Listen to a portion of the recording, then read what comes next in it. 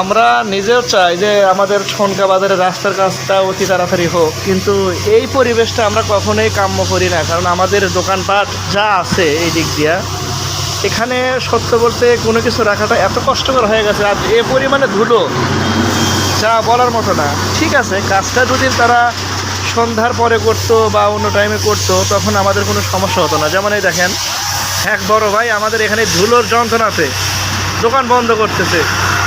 কারণ এই পরিবেশটা আমাদের কাম্য না। আমরা তাদের কাছে রিকোয়েস্ট করব যেন এই পরিবেশটা তারা যেন না রাখে।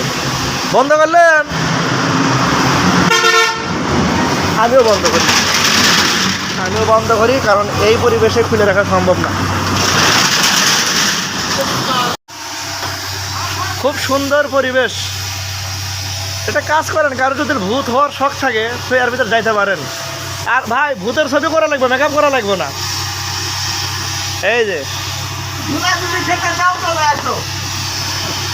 আমাদের ঠনকা বাজার, এগুলা কুয়াশা না, এগুলা ধুলা। দেখি গাড়ি কেমনে যায়। গাড়ি হারায় গেল, নাই গাড়ি নাই।